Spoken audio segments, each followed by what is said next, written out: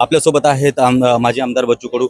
बच्चू कडू साहेब, सगळ्यात महत्त्वाचा मुद्दा मराठवाडा आणि विदर्भातील शेतकरी आणि त्यातल्या त्यात मराठवाड्यातील 337 शेतकऱ्यांचं, आत्महत्याग्रस्त शेतकऱ्यांचं जे कुटुंब आहे त्यांची देखील जी परिस्थिती आहे ती, त्यांचा लाडक्या बहिणीचा जो फंड आहे यांच्यामुळे यांना आर्थिक मदत मिळत नाही. काय सांगा?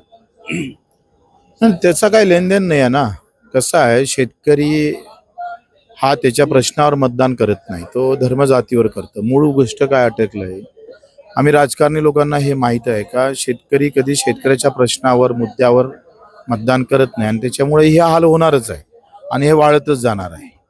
आणि मग हिंदू म्हणून त्या हिंदू शेतकऱ्याला पोट आहे हे भाजप विसरला आहे. त्याला फक्त मनच आहे आणि त्याच्या मनावर ताबा घेतला का पोटाचा विचार करायचा नाही, अशी एकंदरीत अवस्था आहे.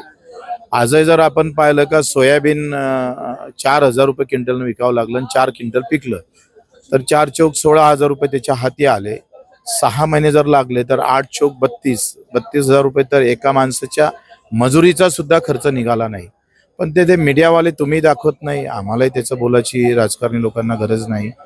कारण लाडक्या बहिणीसोबत लाडक्या भावाला किती लुटलं याचं संशोधनाची गरज आहे. आणि त्यासाठी धोकेबाज सरकार, त्यांनी आश्वासन दिलं होतं देवेंद्रजीनं, प्रभू रामचंद्राची शपथ घेऊन की आम्ही कर्जमाफी करू, पण ते विसरलंय. बजेटमध्ये तर त्याचा कुठं दिसलं नाही. आणि पुढच्या निवडणुकीत फायदा होईल त्याच्या अगोदर काही कर्जमाफी करून पुन्हा सत्य देण्याचा प्रयत्न करू.